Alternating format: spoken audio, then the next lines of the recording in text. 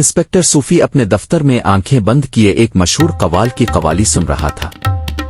इसकी रूह पूरी तरह उन सरों की दुनिया में डूबी हुई थी जहां हर बोल इसे सुकून और राहत दे रहा था।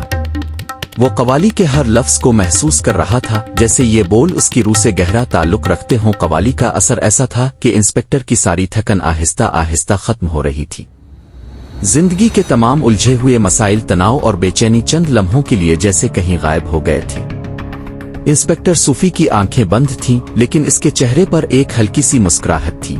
इसे यूं लग रहा था जैसे वो किसी और दुनिया में जा चुका हो जहां सिर्फ सरों का राज हो और बाकी दुनिया का शोर थम गया हो। अचानक वो चौंक पड़ा। कव्वाली खत्म हो चुकी थी। जो रूहानियत और सुकून इसे कव्वाली की आवाज में महसूस हो रहा था वो पल भर में खामोशी में बदल गया। अभी चंद लम्हे पहले तक जो स्वार उसकी रूह को सरशार कर रहे थे वो यकदम थम चुके थे, जैसे किसी ने साजों की डोर काट दी हो।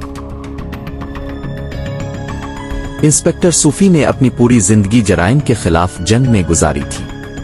वो अपनी जहानत और गैर मामूली मुशाहदाती कुव्वत के बाइस बहुत से पेचीदा केसेस हल कर चुका था, लेकिन आज का केस कुछ अलग था। आज इसे एक ऐसी पुरअसरार हवेली का मुइन्ना हल करना था जहां एक भूत के होने की खबरें गर्दिश कर रही थीं। यह हवेली शहर के मुजाफाती इलाके में एक वीरान जगह पर वाक़ई थी। लोगों का कहना था कि रात होते ही इस हवेली में अजीब व गरीब वाक़यात शुरू हो जाते हैं। कभी दरवाजे खुद ब खुद खुलते और बंद होते, कभी खिड़कियों से अजीब रोशनी दिखाई देती और कभी किसी औरत की चीखों की आवाज सुनाई देती। जिसने भी वहां जाने की कोशिश की तो खौफ से बेहोश हो गया, फिर कभी वापस न आया। इंस्पेक्टर सूफी को इस केस का इल्म हुआ तो उसके अंदर का तजस्सुस बेदार हो गया। वो हमेशा से ही ऐसी पुरअसरार चीजों में दिलचस्पी रखता था जिनका कोई वाज़े जवाब ना हो। इसने फौरी तौर पर अपनी टीम के हमराह हवेली जाने का फैसला किया। रात का वक्त था जब इंस्पेक्टर सूफी और उसकी टीम हवेली के करीब पहुंचे। दूर से देखने पर ही हवेली का माहौल बहुत भयानक लग रहा था। पुरानी और शिकस्ता इमारत जिस पर वक्त के निशान वाज़े थे, ऐसी मालूम हो रही थी जैसे कई सालों से यहाँ कोई इंसानी वजूद न आया हो। इंस्पेक्टर सूफी ने अपनी टीम के जवानों को हुक्म दिया कि वो हवेली के अतराफ का जायजा लें और किसी भी गैर मामूली चीज पर नजर रखें। वो खुद हवेली के अंदर जाने का इरादा रखता था ताकि इस पुरअसरार भूत की हकीकत जान सके। हवेली के अंदर दाखिल होते ही एक सर्द हवा का झोंका इंस्पेक्टर सूफी के चेहरे से टकराया। हर तरफ धूल थी, दीवारों पर पुराने जमाने की तस्वीरें लटकी हुई थीं जो खौफ को मजीद बढ़ा रही थी। इंस्पेक्टर ने अपनी टार्च निकाली और रोशनी डाली, लेकिन अजीब बात यह थी कि टार्च की रोशनी ज्यादा दूर नहीं जा रही थी, जैसे कोई अंधेरी कुव्वत इस रोशनी को जज्ब कर रही हो। इंस्पेक्टर सूफी ने लम्हा भर के लिए अपने कदम रोक लिए। हवेली के अंदर का माहौल जैसे सांस ले रहा था, हर चीज बेजान होते हुए भी जिंदा महसूस हो रही थी। कमरे की दीवारों से पुरानी और गंदी तस्वीरें झांक रही थीं, जिन आंखें इंस्पेक्टर का पीछा करती महसूस हो रही थीं। सर्द हुआ के झोंके जो कभी कभार हड्डियों को चीर देने वाले थे, जैसे किसी पोशीदा कुव्वत की मौजूदगी का इशारा दे रहे थे। सूफी ने एक गहरी सांस ली और अपनी जेब से रिवॉल्वर निकाला। वो जानता था कि यह जगह महज एक खाली और भूतों की अफवाहों वाली इमारत नहीं थी, यहाँ कुछ न कुछ जरूर था। वो धीरे धीरे चलता हुआ सीढ़ियों की तरफ बढ़ा जो ऊपर की मंजिल को जा रही थी। सीढ़ियां पुरानी और शिकस्ता थीं, उन पर कदम रखने से एक अजीब सी कराहने की आवाज पैदा होती। जैसे ही वो पहली मंजिल पर पहुंचा, एक जोरदार आवाज सुनाई दी, जैसे कोई भारी दरवाजा बंद हो गया। इंस्पेक्टर सूफी का दिल धड़कने लगा। वो पलटा और पीछे देखा, मगर कोई ना था।